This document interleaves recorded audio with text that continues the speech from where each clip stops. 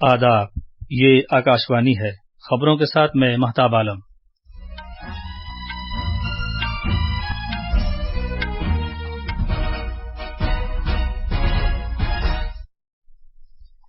وزیر اعظم نریندر مودی ٹوکیو میں جاپان کے سابق وزیر اعظم شنزو آبے کی آخری رسوم میں شرکت کر رہے ہیں۔ وزیر اعظم نے اپنے جاپانی ہم منصب فومیو کیشیدا سے دوطرفہ میٹنگ کی۔ میٹنگ میں دوطرفہ تعلقات میں توسیع کرنے سمیت علاقائی اور عالمی امور پر تبادلہ خیال کیا گیا۔ صدر جمہوریہ دروپدی مرمو نے آج بنگلورو میں ہندوستان ایروناٹکس لمیٹڈ کی مربوط کرایوجنک انجن مینوفیکچرنگ فیسلٹی کا افتتاح کیا۔ انہوں نے بھارت کو آتم نربھر بنانے میں اسرو اور ہیل کے کردار کی ستائش کی۔ حفاظتی ایجنسیاں مختلف ریاستوں میں popular front of India PFI سے وابستہ معاملوں میں چھاپے مار رہی ہیں۔ سپریم کورٹ کی آئینی بینچ کی سماعت آج سے براہ راست نشر کی جائے گی۔ اور جموں کشمیر میں کلگام ضلع کے بٹ پورہ علاقے میں حفاظتی دستوں کی ایک مشترکہ ٹیم نے دہشت گرد تنظیم جیش محمد کے ایک دہشت گرد کو گولی مار کر ہلاک کر دیا۔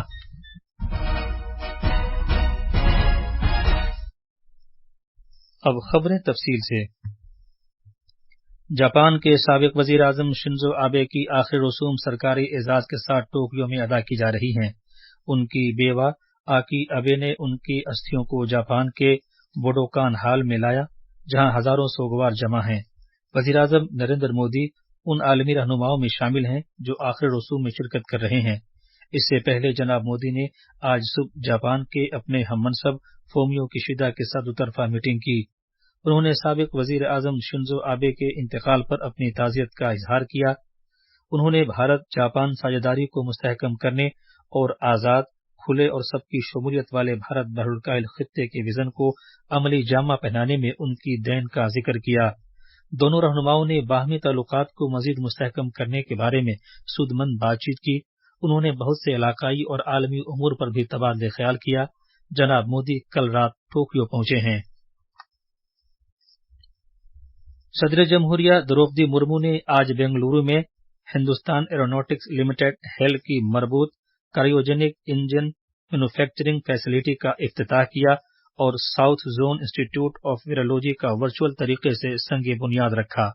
اس موقع پر اظہار خیال کرتے ہوئے صدر جمہوریہ نے کہا کہ اسرو ملک میں کرایوجنک انجن کا استعمال اپنے سیٹلائٹ لانچ وہیکلز میں کرتی ہے۔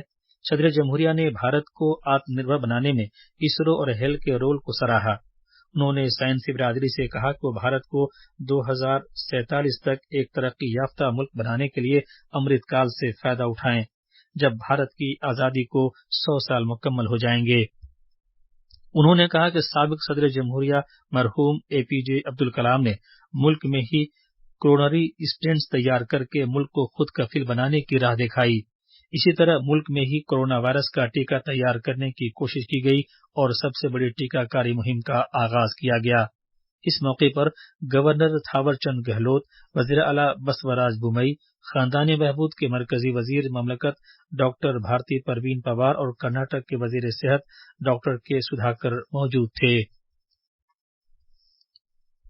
وزیر خزانہ نرملا سیتا رمن آج نئی دلی میں سرکاری ملکیت کی بینکوں میں درج فہرست ذاتوں کے لیے قرضے اور بہبود کی دیگر اسکیموں پر عمل آوری کا جائزہ لیں گے۔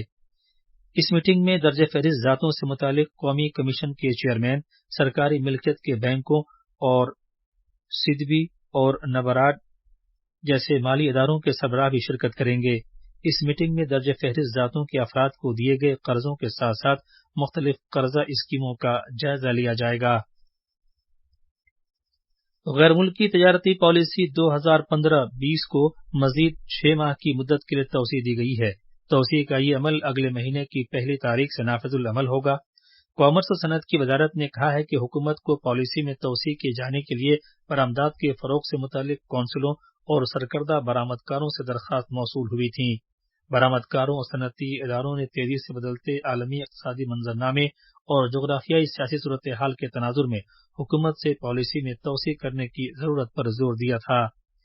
غیر ملکی تجارتی پالیسی 2015-20 کا آغاز سال 2015 میں ہوا تھا۔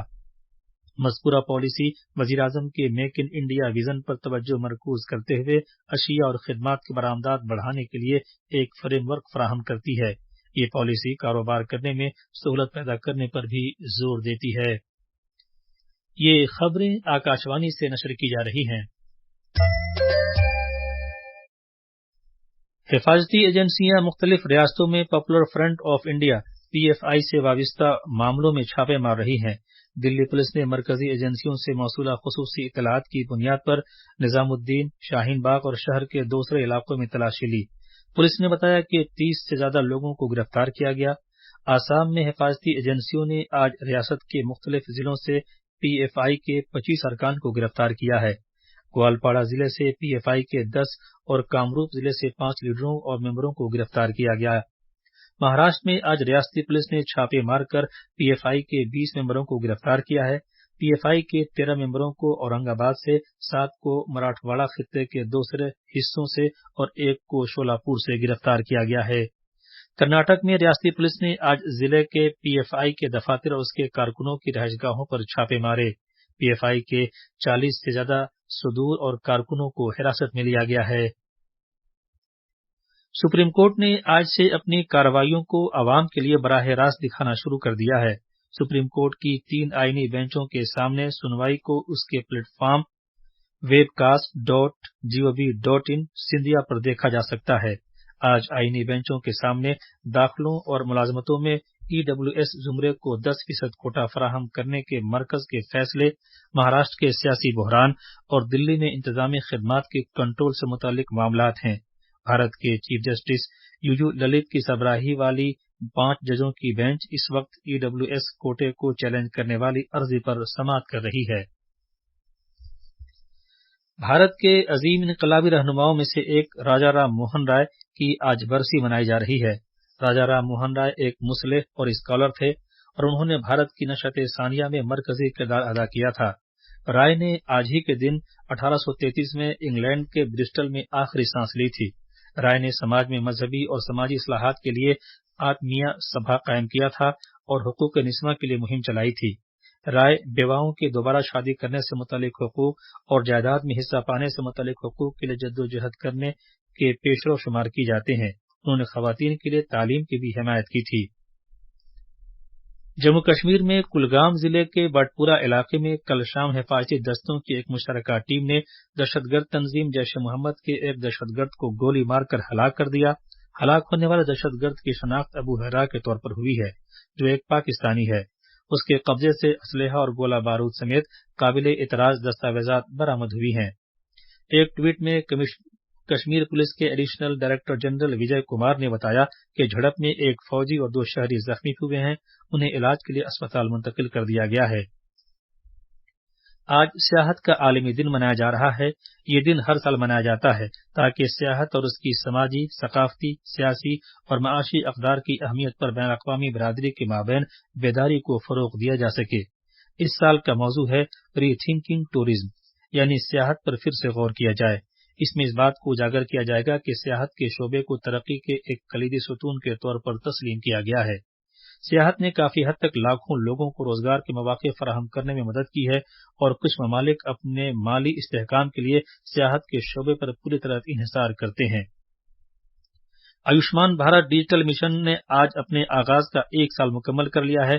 اس اسکیم سے ملک کے ڈیجیٹل حفظان صحت میں تبدیلی آ رہی ہے۔ اب تک 24.38 کروڑ سے زیادہ آیوشمان بھارت صحت اکاؤنٹ آبھا IDs بنائے گئے ہیں اور 1,59,000 سے زیادہ صحت سہولیات اندراج کیے گئے ہیں۔ 90,000 سے زیادہ حفظان صحت کے ماہرین کا اندراج کیا گیا ہے اور 1.36 کروڑ سے زیادہ صحت ریکارڈز لنک کیے گئے ہیں۔ آخر میں خاص خبریں ایک بار اور۔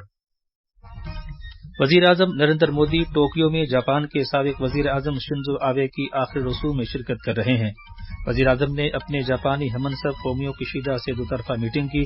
میٹنگ میں 2 طرفہ تعلقات میں توسیع کرنے سمیت علاقائی اور عالمی امور پر تبادلہ خیال کیا گیا۔